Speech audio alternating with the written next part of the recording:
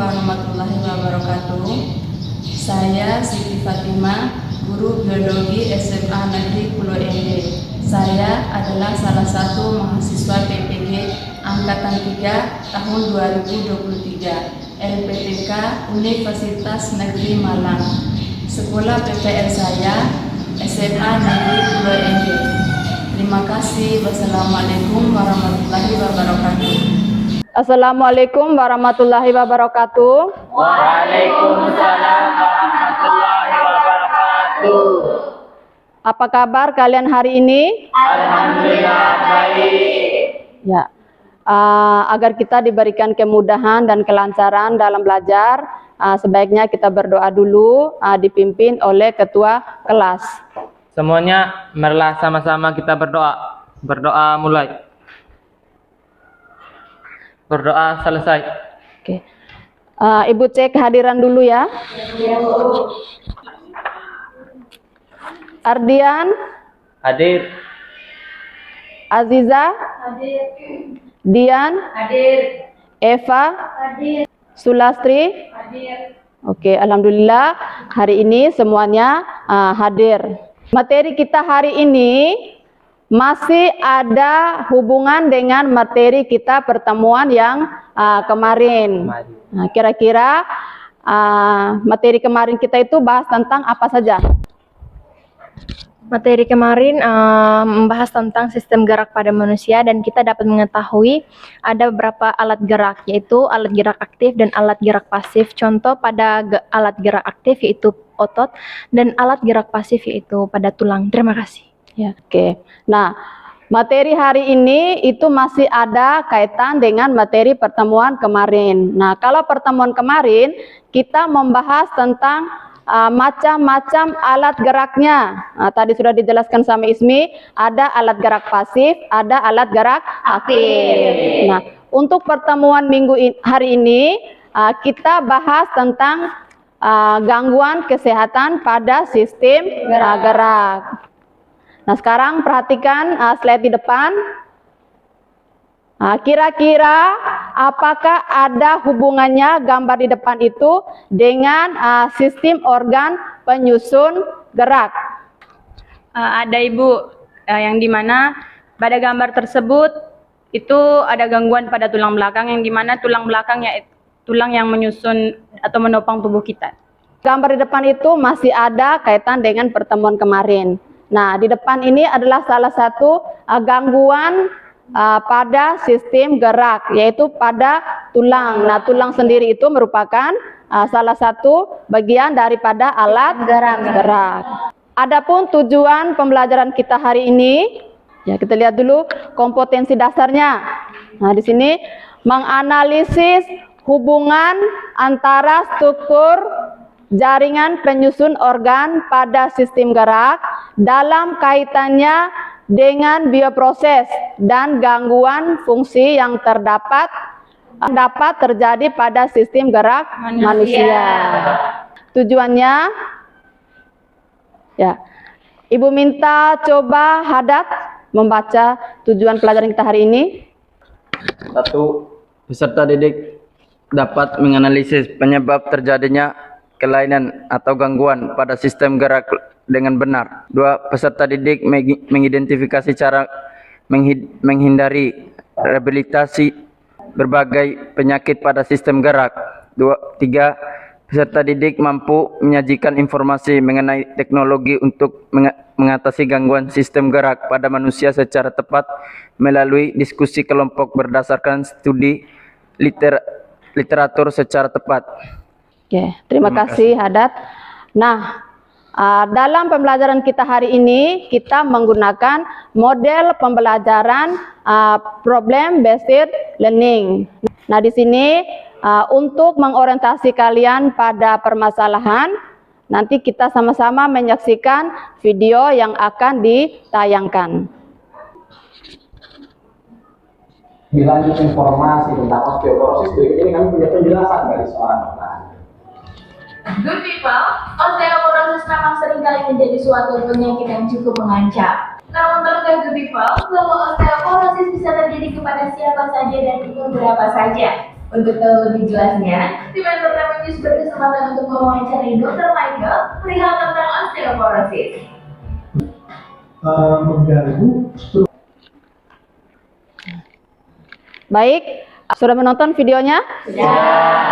Kira-kira permasalahan apa yang kalian temukan dalam video yang sudah disimak tadi? Penyebab terjadinya penyakit osteoporosis yaitu karena aktivitas fisik yang berlebihan. Dari video yang ditayangkan terdapat penjelasan tentang penyakit osteoporosis yang disertakan penyebabnya seperti olahraga yang berlebihan dan pencegahannya. Oke. Dari video yang sudah dipaparkan di sini, masalah yang dapat saya simpulkan yaitu adanya gejala penyebab dan pencegahan dari gangguan pada tulang yaitu osteoporosis. Oke, baik. Kita aplaus untuk teman kita yang sudah memberikan jawaban. Ya. Nah, kalian sudah amati, terus sekarang tugas kalian silakan berdiskusi pemecahan masalah tentang gangguan kesehatan pada manusia. Nah, untuk menyelesaikan masalah tersebut, silakan duduk berkelompok. Nah, nanti kelompoknya dibagi 4 kelompok. Ya, Bu. Silakan. Sudah? Kelompok 1 mana? Kelompok 1. Kelompok 2. Kelompok 3. Kelompok 4. Nah, baik. Nah, tugas kelompok 1 itu silakan kalian mengidentifikasi dari wacana tersebut mana yang termasuk gangguan kesehatan pada tulang. Kelompok 2, gangguan kesehatan pada sendi. Kelompok 3, pada otot. Nah, untuk kelompok 4 itu pemanfaatan teknologi pada gangguan sistem gerak. Untuk menjawab permasalahan tersebut, silakan kalian mencari dan membaca literatur atau sumber belajar, bisa menggunakan buku yang ada atau menggunakan sumber belajar media elektronik, misalnya menggunakan HP. Ya, silakan dikerjakan. Nah, di sini kalian membaca literaturnya, kemudian melihat soalnya. Nah, tugasnya kalian kan kelompok 1 tadi tentang tulang. Berarti kalian dari gambar itu kamu amati mana yang termasuk gangguan pada tulang. Iya. Bisa menggunakan HP, bisa menggunakan buku.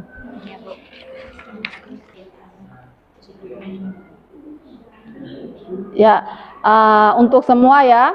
Jadi diskusi ini Ibu harapkan harus aktif, harus kerjasama dengan kelompok. Karena di sini nanti Ibu akan melakukan penilaian keaktifan kalian pada saat kalian berdiskusi dengan teman. Ini materi ini. Sekarang kamu sesuaikan. Misalnya kamu tadi tentang apa? Otot.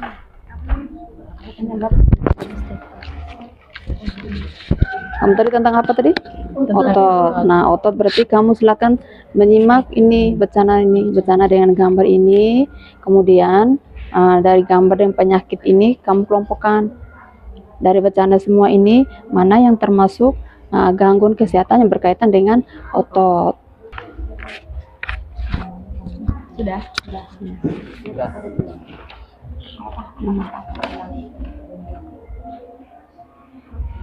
Iya, Ibu. Kamu punya materi tentang apa? Sendi. Ya. Berarti kamu cukup membahas sendi saja. Berarti apa sih ini? Ini yang termasuk sendi tadi. Ini sendi apa lagi? Dibaca dulu dari gambar itu mana yang termasuk penyakit pada sendi, otot, tulang. Ya. Ini kamu tentang sendi ya.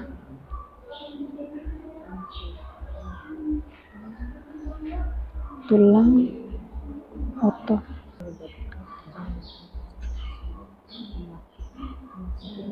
Nah, ini sendi atau ini tulang atau itu sendi? Sendi. Oh, ini bisa otot, bisa sendi.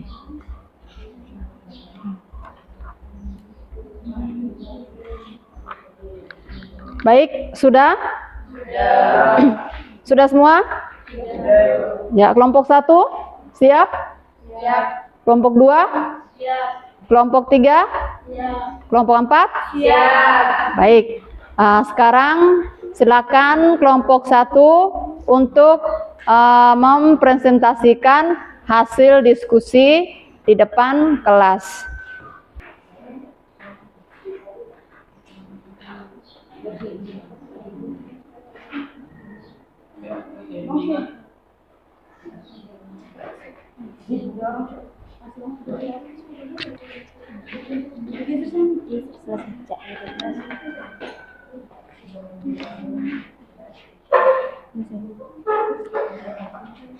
Bismillahirrahmanirrahim. Assalamualaikum warahmatullahi wabarakatuh.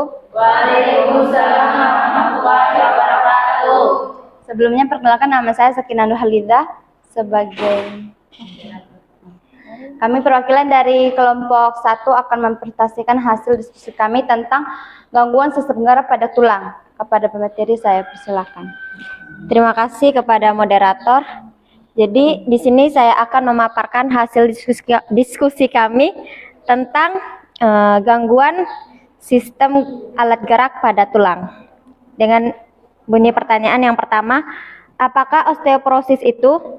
Osteoporosis adalah penyakit kepadatan tulang secara perlahan berkurang sehingga tulang menjadi lemah dan rentan akan fraktur. Perlu diketahui, osteoporosis terjadi ketika pembentukan tulang baru tidak mengikuti hilangnya tulang yang lama. Denosumab, 3 terapi hormon, dan yang keempat obat pembentuk tulang otot. Yang kedua, retak tulang karena kecelakaan. Penyebabnya yaitu trauma, jatuh kecelakaan, benturan langsung ke tulang. Pencegahannya menggunakan alat pengaman saat beraktivitas dan olahraga yang teratur. Terima kasih, saya kembali ke moderator. Terima kasih kepada pemateri yang sudah memaparkan hasil diskusi kami. Di sini kami membuka sesi tanya jawab bagi teman-teman yang ingin bertanya, kami persilahkan. Oke, baik. Bismillahirrahmanirrahim. Assalamualaikum warahmatullahi wabarakatuh. Waalaikumsalam warahmatullahi wabarakatuh. Di sini saya akan bertanya kepada kelompok 1 dengan bunyi pertanyaan, apa risiko dari penyakit osteoporosis pada manusia? Terima kasih. Terima kasih kepada saudari Ismi yang sudah bertanya. Beri kami waktu untuk berdiskusi.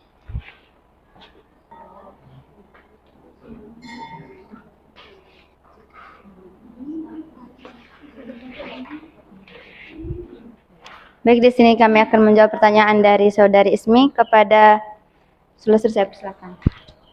Terima kasih atas waktu dan kesempatan. Di sini saya akan menjawab pertanyaan dari saudari Ismiralda dengan bunyi pertanyaan, apa resiko penyakit osteoporosis untuk kita manusia? Jadi resiko ketika mengalami osteoporosis itu yang pertama bisa mengganggu aktivitas kita manusia, karena di mana kita tidak bisa bergerak dengan normalnya, karena di mana tulang kita itu mengalami osteoporosis tersebut. Ketika juga penanganan yang tidak khusus dilakukan bisa menyebabkan kematian. Jadi di sini osteoporosis itu resikonya sangat besar untuk kita manusia, dan kita harus bisa mencegah dan mengantisipasi adanya penyakit osteoporosis tersebut. Terima kasih. Bagaimana saudari Ismi, apakah menerima jawaban dari kami? Saya menerima. Sekian dari presentasi kami tutup. Wabillahi taufiq wal hidayah. Wassalamualaikum warahmatullahi wabarakatuh. Waalaikumsalam warahmatullahi wabarakatuh. Ya, kita aplaus untuk kelompok 1. Baik, sebelum kelompok 2 mempresentasi hasil diskusinya, meluruskan dikit materi diskusi yang sudah disampaikan oleh kelompok 1. Nah, tadi kelompok 1 tadi sudah menjelaskan macam-macam gangguan kesehatan yang berkaitan dengan tulang. Contohnya di situ ada osteoporosis, patah tulang, skoliosis. Nah, itu adalah salah satu gangguan kesehatan yang berkaitan dengan tulang. Apa yang resiko jika kita terkena penyakit osteoporosis? Nah, untuk penyakit osteoporosis, kita beranggapan bahwa penyakit itu hanya terjadi pada orang tua. Nah, tetapi pada nyatanya penyakit itu semua bisa kena siapapun kalau dia tidak menjaga kesehatan tubuhnya dengan baik dari jenis makanan, berolahraga. Itu adalah salah satu untuk mencegah penyakit osteoporosis. Nah, sekarang silakan lanjut kelompok 2.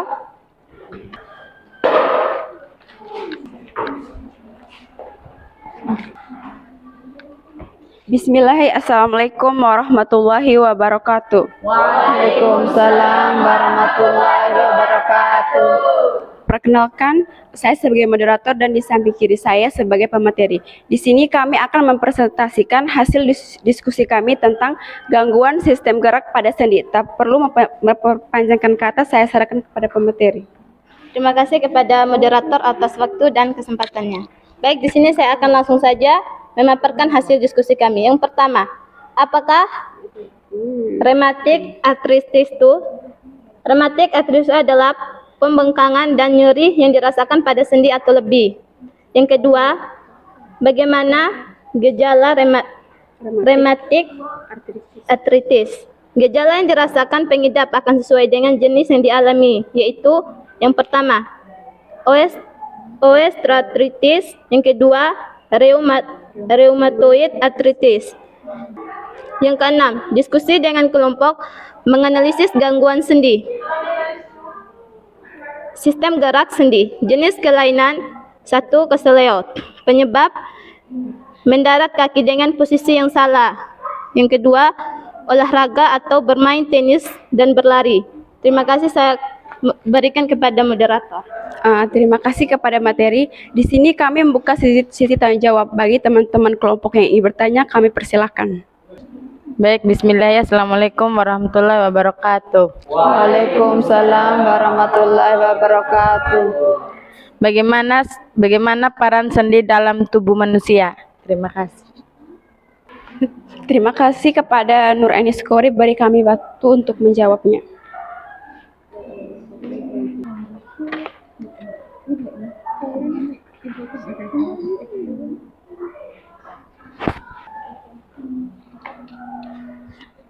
Baik, di sini kami akan menjawab pertanyaan dari Nur Aini kepada Marianti. Kami persilakan.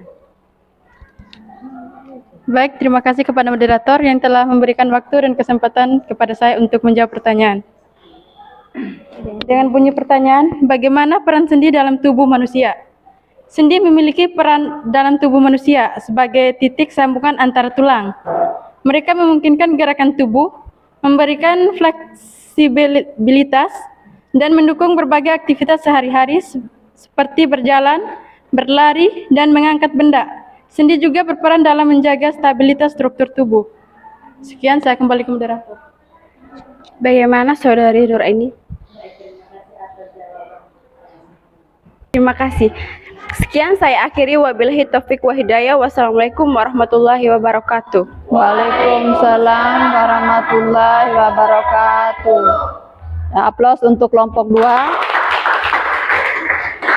Selanjutnya kelompok 3. Silakan untuk mempresentasikan hasil diskusinya. Assalamualaikum warahmatullahi wabarakatuh. Waalaikumsalam warahmatullahi wabarakatuh.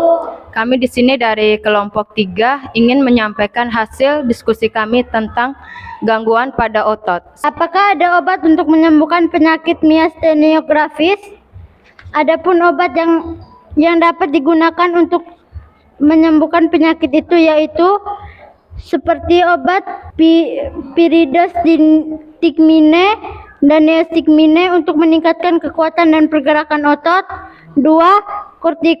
Kortikosteroid seperti prednison untuk menghambat sistem kekebalan tubuh dalam memproduksi antibodi. Terima kasih, saya kembali ke moderator. Baik, bagi teman-teman yang ingin bertanya, kami persilakan. Baik, di sini bunyi pertanyaan saya. Mengapa otot polos tidak dapat dikendalikan secara sadar? Terima kasih. Baik, terima kasih kepada Saudari Dian. Beri kami waktu untuk menjawab pertanyaannya. Otot ini bekerja atau berkontraksi secara involunter, bekerja tanpa disadari dan bergerak atas berbagai rangsangan. Terima kasih. Bagaimana Saudari Dian? Apakah bisa menerima jawaban dari Nur Aini? Terima kasih. Terima kasih atas jawabannya, saya terima kasih. Baik, hanya itu saja yang bisa kami sampaikan. Sekian dari kami. Wassalamualaikum warahmatullahi wabarakatuh. Waalaikumsalam warahmatullahi wabarakatuh. Bismillahirrahmanirrahim. Assalamualaikum warahmatullahi wabarakatuh. Waalaikumsalam warahmatullahi wabarakatuh. Di sini kami dari kelompok 4 akan menyampaikan hasil diskusi kami tentang pemanfaatan teknologi pada gangguan sistem gerak. Dan tak perlu perpanjang kata lagi, waktu dan kesempatan saya berikan kepada pemateri. Di sini kami akan mempresentasikan hasil diskusi kami tentang pemanfaatan teknologi pada gangguan sistem gerak.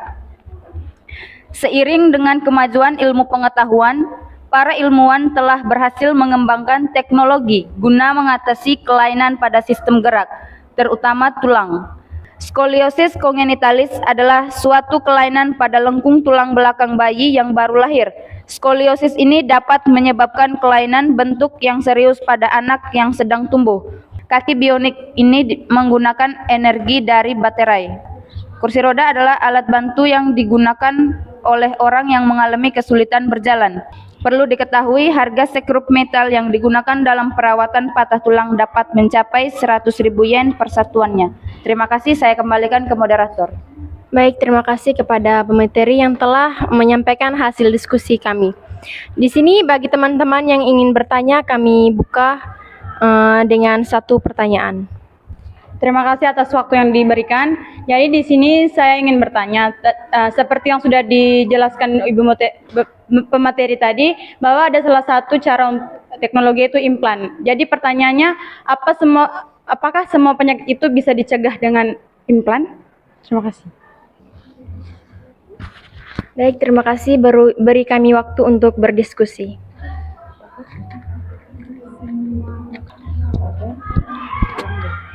Baik, di sini kami akan menjawab pertanyaan dari Saudari Sulastri.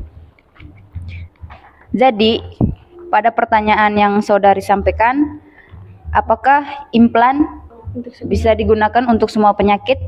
Jadi, menurut kami adalah tidak, karena implan hanya bisa digunakan pada tulang belakang yang mengalami gangguan. Terima kasih. Apakah Saudari Sulastri bisa menerima jawaban dari kami? Atau ada tanggapan? Seperti yang sudah dijelaskan, pada penyakit pada tulang belakang, penyakit pada tulang belakang saja. Jadi apakah semua penyakit tulang belakang itu dicegah oleh implan atau hanya salah satu atau beberapa? Terima kasih. Mungkin ada tanggapan dari kelompok lain, kami persilakan. Baik, di sini saya ingin menjelaskan sedikit tentang pertanyaan dari Sulastri yang mengenai apakah semua penyakit bisa disembuhkan dengan implan. Di sini tidak semua penyakit dapat dicegah dengan cara implan. Penggunaan implan atau teknologi implan biasanya terkait dengan penanganan atau manajemen penyakit tertentu, bukan secara universal atau mencegah semua penyakit. Implan bisa menjadi pilihan dalam beberapa kasus seperti penggangguan pacemaker atau mengatur detak jantung, atau implan katarak untuk mengembalikan penglihatan pada penderita katarak. Implan memiliki peran penting dalam pengobatan beberapa kondisi, tetapi pencegahan penyakit biasanya melibatkan strategi yang lebih luas dan tidak terbatas pada teknologi implan saja. Terima kasih. Terima kasih kepada Saudari Herlian Muhammad yang telah membantu menjawab pertanyaan dari Saudari Sulastri. Mungkin hanya ini saja yang bisa kami sampaikan. Kami tutup hasil diskusi kami. Wabillahi taufiq wal hidayah. Wassalamualaikum warahmatullahi wabarakatuh. Waalaikumsalam warahmatullahi wabarakatuh. Ibu sedikit menanggapi pertanyaan tentang pemanfaatan implan. Tadi sudah dijelaskan sama Herlian bahwa semua penyakit pada gangguan alat gerak tidak harus diatasi dengan implan. Itu hanya beberapa jenis gangguan yang bisa diatasi dengan implan. Contohnya misalnya katarak tadi. Katarak itu adalah salah satu gangguan kesehatan pada diri kita yang bisa diatasi dengan implan. Baik. Sekarang perhatikan di depan. Di sini ada kelainan bentuk rangka tubuh manusia atau gangguan pada sistem gerak. Gangguan pada sistem gerak pada manusia itu ada dua. Ada yang gangguan secara fisiologis, ada yang gangguan secara mekanik. Yang ditampilkan di sini itu adalah salah satu contoh gangguan alat gerak bersifat fisiologis. Dan sini salah satu contohnya adalah anak yang dilahirkan dengan kaki berbentuk X atau O. Itu gangguan kesehatan yang sudah ada dari dalam dirinya semasa dia masih berada di dalam rahim orang tuanya. Misalnya kita kecelakaan, kita mengalami patah tulang. Terus atau kita keseleo, itu juga gangguan kesehatan yang berkaitan dengan proses yang terjadi secara mekanik. Baik, dari materi tadi mungkin ada yang bisa menyimpulkan, silakan. Dari materi yang sudah kita paparkan tadi, di sini saya bisa menyimpulkan bahwa ada kelainan pada tulang belakang yaitu osteoporosis yang gejalanya mudah patah tulang, terutama di pinggul, tulang belakang, dan pergelangan tangan. Salah satu kelainan pada otot yaitu cedera otot. Jadi di sini saya bisa menyimpulkan pentingnya untuk diingat bahwa pengobatan dan manajemen kelainan alat gerak dan melibatkan pendekatan medis. Fisioterapi, olahraga terapeutik, obat-obatan atau pembedahan tergantung pada jenis dan tingkatan kelainan tersebut. Terima kasih, itu saja yang bisa saya sampaikan, Ibu. Ya, terima kasih kepada Siti Rubia yang telah merangkum atau menyimpulkan materi kita tentang gangguan atau kelainan pada sistem gerak. Sekarang silakan kembali ke posisi duduk semula. Ya, di sini Ibu akan membagikan soal, silakan kalian mengerjakan supaya Ibu bisa mengukur sampai di mana pemahaman kalian materi kita hari ini.